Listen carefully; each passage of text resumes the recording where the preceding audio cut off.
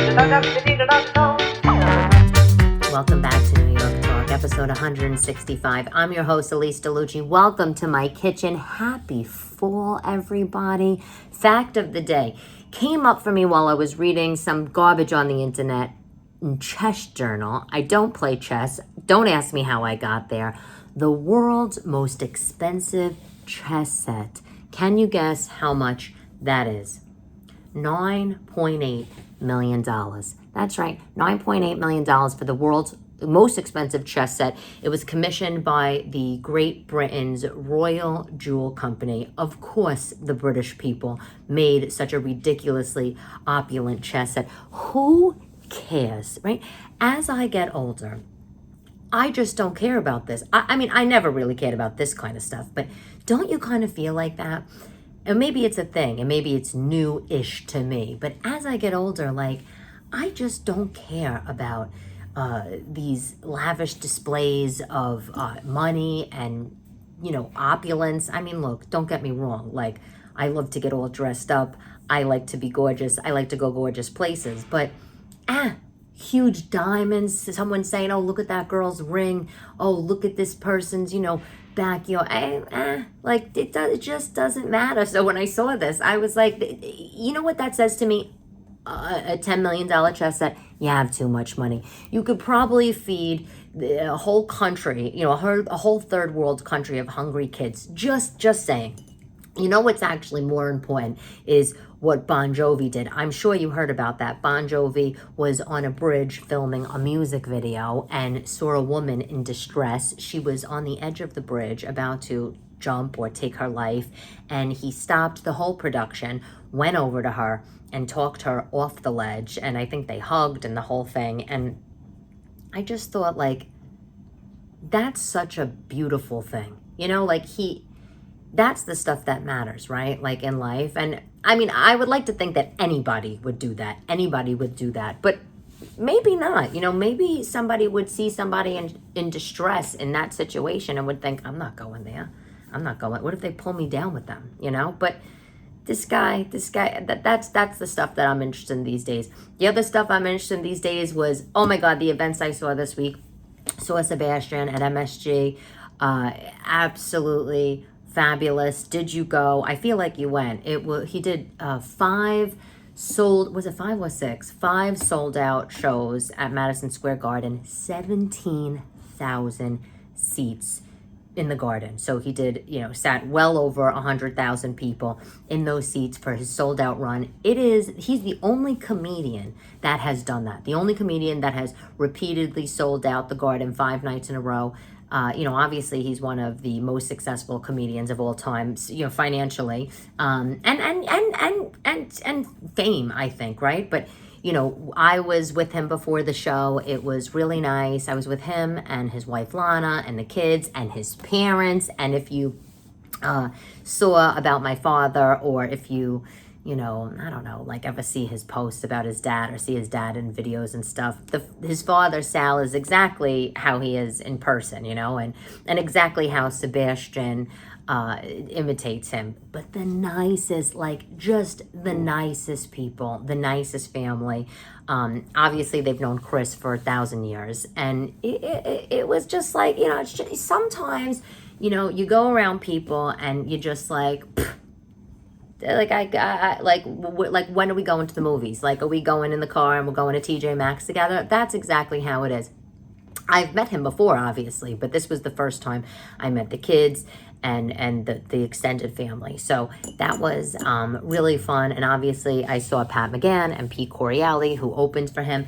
Pat McGann had a really tough job, you know, that's hard. That's hard to open, you know, obviously no host. If you were there, you know, no host. He was not the host, but, you know, he's just cold open, 17,000 people while people are still shuffling along, getting their seats, you know, mumbling about, having little conversations, talking to the people behind them, and that's it. You know, and it's funny, like as a comic, if you are that first spot, we call that the bullet spot. It's like, do you want to say something, you know, like, thanks for having me, or wow, look at this room, or do you want to go straight into your material, right? Like, he didn't go, I don't know if he acknowledged the room. Or, like it's the room. How ridiculous. The arena. I can't remember, but he was great. He was great given that wild spot that he had. And Pete Pete's just a beast. Pete is absolutely murders at stand-up. I'm a huge Pete Coriali fan. Pete and Pat, they each did 15 minutes. Sebastian came, I think he did like an hour 10, an hour 5. And at the end of the show, when Sebastian was done, he actually thanked Chris, which was so nice, and said, he got his start at Gotham 20 years ago, and 20 years ago he was doing shows for 10, 15 people at Gotham Comedy Club. He's like, oh, it's the best comedy club in New York City, and now look at this, right? And then he had Lana and the kids come up on stage, and it was just like, just a class act, class guy. When he saw me, I'll say, when he saw me, big open arms, big hug, big kiss. Didn't even say hi to Chris first. Like, just a really, I always liked him.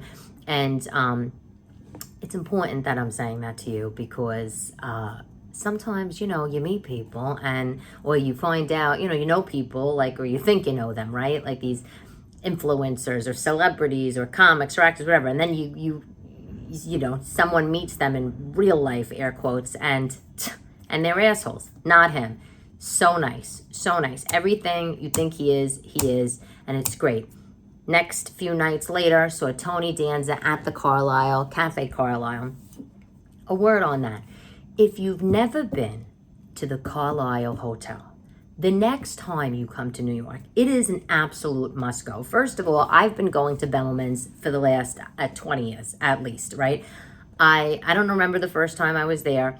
It's like stepping into another era. It's like stepping back into time. It's amazing. It's amazing. The place, I don't want to say it got ruined because of TikTok, but all these like TikTokers started talking about how fabulous it is. So if you want to get a table there in Bemelman's, which is the cocktail bar, around the holidays, you really got to get there like early. And by the way, they put delicious nuts on the table. So, like, you don't have to worry about being starving when you get there. They do have food, sliders and stuff, but the nuts are chef's kiss. You know what I'm saying? But be prepared to spend $40 for a glass of champagne. That's right, $40 for a glass of Veuve. I mean, it's gross.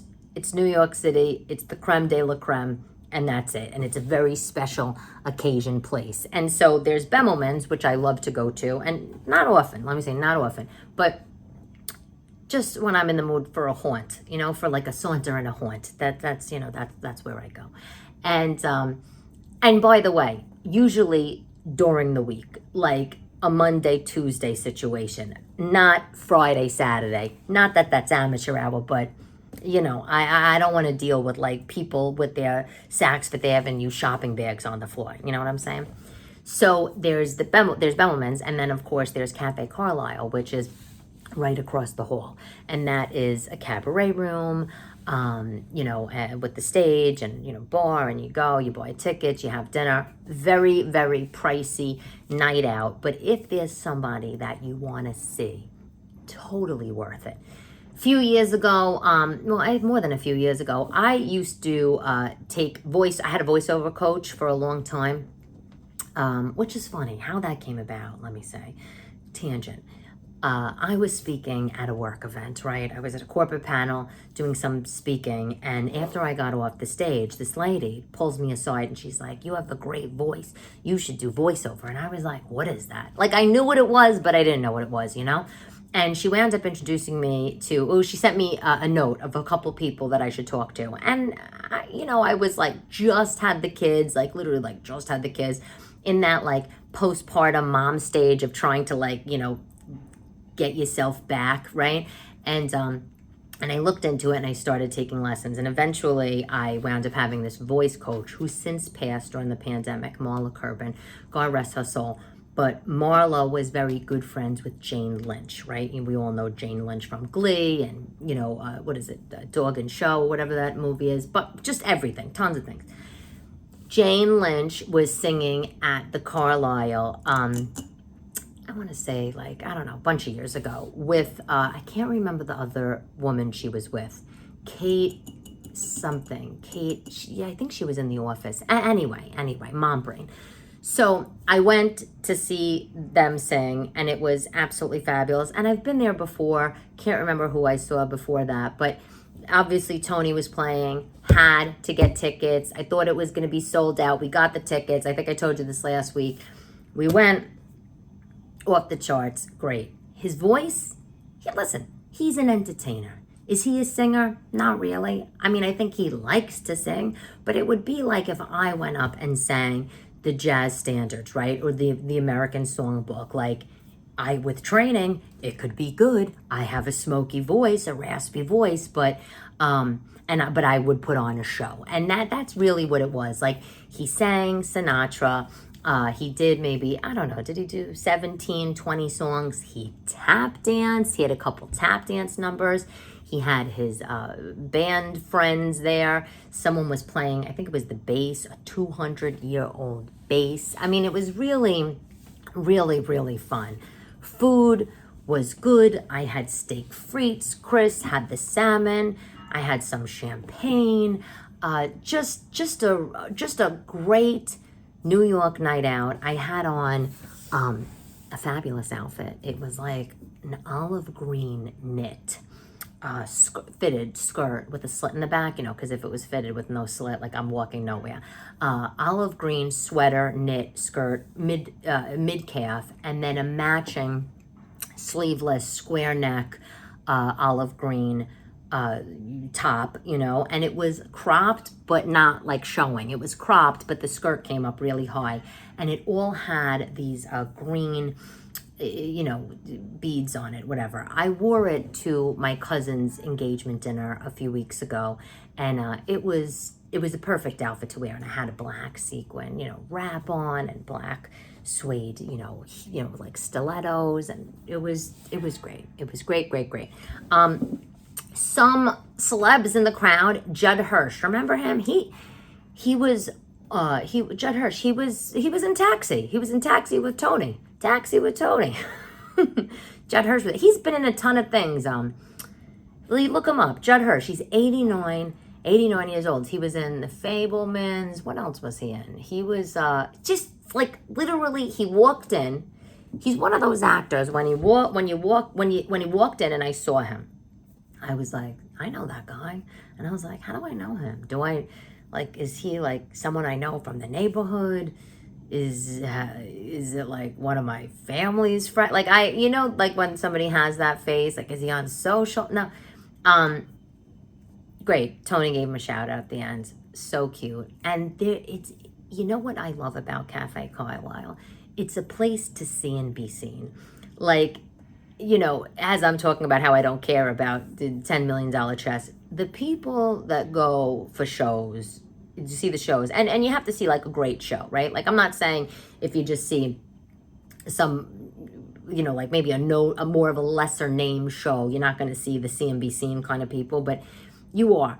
But when you're seeing more of a name, the people that come out and the things that they wear and the work that they've had done on their face, I mean, you can't make it up. It's wonderful. It's wonderful. There was a woman there in a full pink sequin jumpsuit, and there I was thinking, oh, my green. There was another woman there in a black suede, like leotard with black suede stiletto heeled boots and a big black a blazer with red and pink roses all over it. Very, very fitted. Older lady, maybe 80. Once again, I brought the average age in the room right down. Just right to everybody there is 60 and up. That's it. Anyway, moving on. He was great. If you have a chance to see him and you want to listen to those old songs, I mean, because who else is singing them these days besides Michael Bublé? Maybe, does Josh Groban sing a little of that? I mean, anyway, worth it. TV talk, putting this out there in the universe. Not as much for me, more for my kids. My kids, we watch this show. I feel like it's one of the only family-friendly shows that's not like, kind of like one of those annoying, like, kids, sitcom kind of shows, and not American Idol or America's Got Talent. Is It Cake? Do you watch this with your kids? It's like this cute cooking competition, a baking competition where all of the contestants have to make a cake based on something like that's real. Maybe it's a baseball, right? And they put this baseball on the table, and everybody, all the cooks, replicate the baseball using fondant and, all these kind of things. And then there are judges, and some of the judges are comedians and actors and whatnot, and they judge which one is cake and which one is the real baseball. And it's a cute show. It's worth watching if you have kids, and if you don't, it's still worth watching a couple episodes. So every week when we watch this, my kids are like, "Mommy, we want you to be on this," and I, as like a judge, and so I'm putting it out there in the universe. I would love to be on Is It Cake just for my kids. I don't, not to get paid, not for any other reason other than my kids, their heads would pop off, and it would make like their year. It would make like their whole school life. You know what I'm saying? Cute, very, very cute. We need more shows like that. We need more shows like that. It's hard. It's hard. The kids are on the iPad. I mean, we monitor it. We have the hours set, but I don't even know what they're watching on there. Vivi, my youngest, sent me something the other day about like the most deadliest snakes in Australia. All right, that's educational, but like, what? Why? Like, and again, it's not harmless. Like, right? Like, we could watch that on Animal Planet, but like, I'm just so frightened. I talk about this from time to time. I'm so frightened at like what they're gonna see, and I know it's coming, and I have to find a way to talk to them about, any visuals or movies or smut, they could encounter, and I don't know how to do it, and I'll keep you posted when I find out. But for right now, I'm kind of holding my breath and, hoping that nothing has come up to date, which is probably not the best strategy. Anyway. Hi. So I was at the trainer, and I was, at the gym, which is a luxury, by the way. It's like one of my few real luxuries that I have, and I don't even like going. It's a luxury I don't enjoy. You ever have a luxury you don't enjoy? Having a trainer at the gym is a luxury I rather not have, but I need to have it because if it was up to me, I would never go. Like, let me give you an example. One time I went to the gym and had an appointment with the trainer, and I get there and I'm looking for this guy, and he's nowhere to be found. And I text him and I'm like, "Hey, where are you? We had an appointment." And he was like, "Oh my God, I didn't schedule this. I had no idea. I'm so sorry. Next one's on me," blah, blah. And I'm like, all right. And you know what I did? I walked out. I walked out of the gym and I walked home. Instead of just being like, you know what? Let me stay on the treadmill. Let me go do something, lift some weights. Like, no. I was like, you know what? No trainer, no Elyse. Like, this is the problem. This is the problem. I need somebody to be like, get your ass and go. Like, start moving, lift this, do these hammer curls, like do a planks. I can't. He actually told me, the longest plank that was ever done, like the longest time somebody ever held a plank, it's like 9 hours or something insane like that. I can barely do a plank for a minute. After a minute, I'm collapsing. In fact, I had to do planks today, and there's like AstroTurf on the floor, and my hands, the heel of my hands is like burnt. It's like ripped apart because I didn't have a towel down. Like that's how pathetic I am at the gym. Like, but anyway, so one time I was at the trainer and he said, "Oh, you're doing keto still?" And I said, "No, I'm on a break." And I told him how I still haven't had macaroni, but I'm having bread and rice and blah blah. And I said to him, "But sometimes when I eat carbs, I feel like I'm getting bloated." And he said something interesting to me. He said, "Well, think about like a cup or like a bowl of rice, right? Like raw rice in a bowl. it's small looking, right? Like if you put like a half a cup of rice in a bowl, it just looks how it looks. And then if you pour water on top of it, the rice expands. So he said, think about carbs like that in your stomach. They get into your stomach and then they expand. Like they expand, right? And it makes you puff up and bloat, whatever. But that still, guess what? That still didn't make me not want to eat them. So I don't even know why I'm telling you this. You know what I just learned that's terrible for you? I learned this from some of you guys when I posted about it on Instagram. Microwave popcorn. I'm the last to find out. Sometimes I'm the last to find out a lot of things. By the way, I'm all like, I'm looking in this camera. I'm more blotchy here. It's probably from the carbs. I swear to God, I have a bite of carbs, I get blotchy. A bite of carbs, I blow up. A bite of carbs, I gain 3 sizes. A bite of carbs, I break. What? Why is that so unfair? Anyway, microwave popcorn. I posted something about was dying for microwave popcorn because I love it. And I love Costco brand, Kirkland. They have like a box of 40 bags. It's like $15, buttered, salted. Heaven. Okay, heaven. Apparently, so of course somebody was like, microwave popcorn, you can't eat that. So of course I had to look it up. I look up the bag that the popcorn pops in is terrible. I have it in front of me. It has this class of synthetic chemicals inside it. It's commonly used in food packaging, and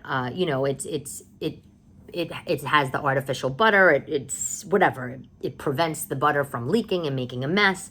And these chemicals that line the bag get into the popcorn. Well, I should say the artificial butter is in the popcorn.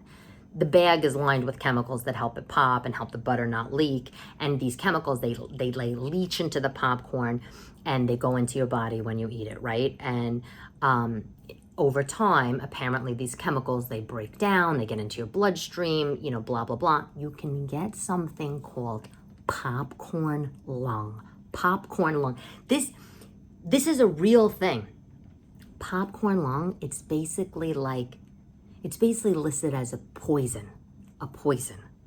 And it could lead to like bronchitis and all these kind of things. Basically like the pathways to the lungs, they become inflamed and you cough and your breath is short. And so all of that, yummy, buttery deliciousness can make you sick. Why? Can I ask you, why are we selling this in the store? So let me get this straight. If I have a bag of popcorn every day for the next 30 days, or maybe even twice a week, once a week, there's a chance that I could develop popcorn lung, get this bronchitis, be coughing, can't breathe, I could be sick, but yet it's fine to be on the shelves of the supermarket. Why? This makes absolutely no sense to me whatsoever.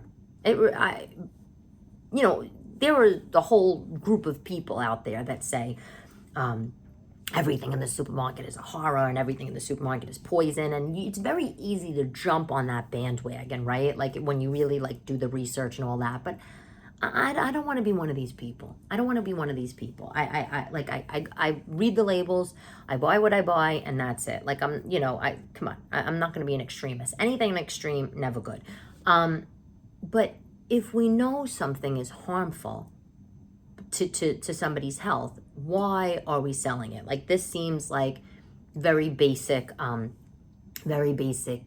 health stuff. And somebody said to me, well, the FDA gets paid off. Anyway, the other thing that's the popcorn, high in sodium, saturated fat. Okay, lot of things are, but it's really the bag. It's all about the bag. So I bought a canister of Jiffy Pop, just the kernels. I've been making it. I put a tiny little bit of olive oil in the pan, dump the kernels in, cover it, pop the popcorn on the stovetop, and benefit, you can put any of your own toppings. Everything bagel seasoning, taco seasoning, salt, pepper, Parmesan cheese. You know what? It's endless. I didn't do taco seasoning. Taco seasoning's probably bad for you too. I didn't go that far, but I did. I'd be lying if I didn't say that I haven't tried salt, pepper, and Parmesan cheese. My God. I found a new pair of brand of jeans, pricey but nice. Pricey but nice. I went to where was I? At Bloomingdale's or something. I wanted good American jeans because they're nice and stretchy for my fat ass. And of course, they were sold out in like every size. So one of the people that worked there had said, why don't you try these jeans? DL 1961. DL 1961. The style. Oh God. You see that? You know what that is? That's my groceries. I'm not even going to answer it. They just send it up. Send it up. Why are they calling? Hold on. Oh, God. Hello? Okay, thank you. Okay, I'm coming back. Oh, God, it's my groceries. So they call me, and then now they're ringing the bell. Anyway, hold on, where am I? DL 1961. Bridget High Rise was the style of jeans that I bought. Beautiful, beautiful. Stretchy, they come up, they suck in like a little pouch. I bought them in black. The only thing is that it has that label like this jean can dye, or this fabric has been dyed with blah blah blah. So I have to be careful when I wash them. But wanted to give you the 411. It's by the way, how much did I just date myself when I said wanted to give you the 411? They're not cheap. They were like $185. They were $185, and I was sick at the register. But you know what?